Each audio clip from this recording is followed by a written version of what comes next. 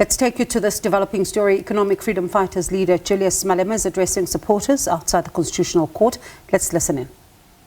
When I told these animals that I will never walk alone, they never believed it. We walked together today, holding hands together in defense of our movement. We don't take this support for granted. We are very humbled by the hard-working branches of the EFF, the hard-working regional leaders and the provincial leadership that keeps the fires burning in the Gauteng province and all over South Africa.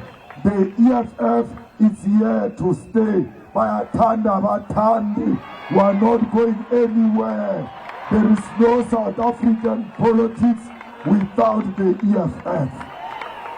When you talk politics, you must know synonym of politics is EFF, because there can never be an imagination of politics without the EFF in South Africa. Comrades, we are preparing to govern. That's why all our public representatives must take their job very serious. We want to make sure that when we take over in 2026, we've got well-experienced public representatives who are going to service our people. Our people are not going to eat the ideas in our head. Our people want service delivery. They want jobs. They want proper roads. All of you here as young people, you must be employed. You must go to school if you want to go to school, because that is the only freedom we can guarantee. So, comrades, we as the EFF, we must never move from our mandate.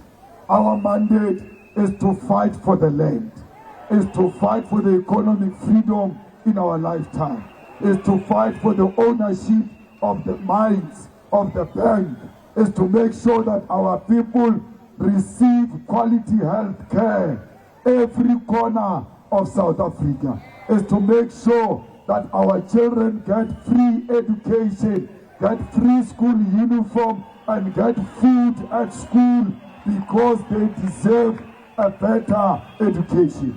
Only the EFF can deliver on those promises. They hate the EFF. Why? Because the EFF is fighting for equality, and white minority is very scared of equality. We are fighting for you to have your seat on this table and be equal to them in all respect, at the workplace, at the business level, everywhere. We are not going to close the spaza shops. The spaza shops belong to you. Those are your spaza shops. Make sure you take over that industry. But anyone who sells expired food is the enemy of our people, and that person must be isolated. Because expired food is not only sold by Palestinians. Even Spar sells expired food. Even ShopRite sells expired food. These raids, let's not only do them in the spaza shops, they must also go into the shops of white people who are feeding our children poison, because we must never discriminate against anyone. We must fight anyone who's doing wrong to us. So, fighters, a branch of the EFF has got a duty to inspect every spaza shop. Make sure they comply. Make sure they don't have expired food. And in the process, you must not allow extorters to use the name of the EFF. They go into spaza shops demanding money, pretending as if they want expired food, yet they want bribes. Not in the name of the EFF. In the EFF, we don't want corruption. Fighters, let's make sure our children are safe in the whole of South Africa, at school, even at home. We cannot allow a situation where our children die in their numbers and we're not doing anything. You, the ground forces of the EFF, you must reclaim the ground and don't allow people to feed our children expired food. Yeah, those, and you know what irritates me is that we are talking about expired food. We are talking about raiding shops. But these people who own the spaza shops, they still keep expired food. Even when they hear there is a problem of expired food. Everyone who owns a spaza shop, you must make sure every morning you check the expiry of your product. If you are serious about your business, we don't want to find any expired food. We are not closing spaza shops for ShopRite. We are not closing spaza shops for USAID. Spaza shops belong to you, and no one must say we must close spaza shops because there is Pick and Pay. We don't want Pick and Pay. We want you to own those shops and sell good products, because that is a multi-billion business in South Africa. It belongs to you, the people of South Africa.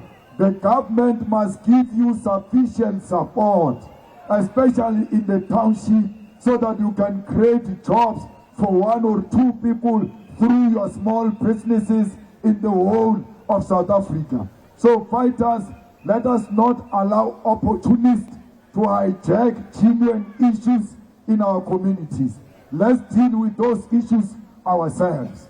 So as we go back home, fighters, we must make sure that we protect one another and we deliver each other home in a safe manner, in a disciplined manner, especially the female comrades.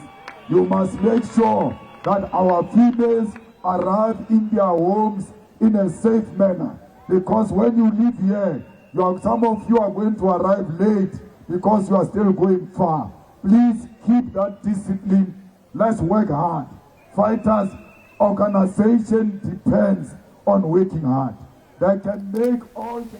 All right, that's EFF leader Julius Malema there live from the Constitutional Court, where he is addressing members of his political party and talking about service delivery, saying that it's important for communities to receive services, people to receive, in fact, to have their land, which is something, of course, one of the cardinal pillars of the party. And he talks about the fact that the EFF is hated because it is fighting for equality, saying that the white minority is scared because this is a fight that has been taken up by the political party. Speaking about the issue of spaza shops as well, saying that these must be taken over by locals, and they are not going to be closing down spaza shops to allow big retailers to then be able to then take advantage, but also saying that the issue of expired food is not only an issue of spaza shops, but big retailers as well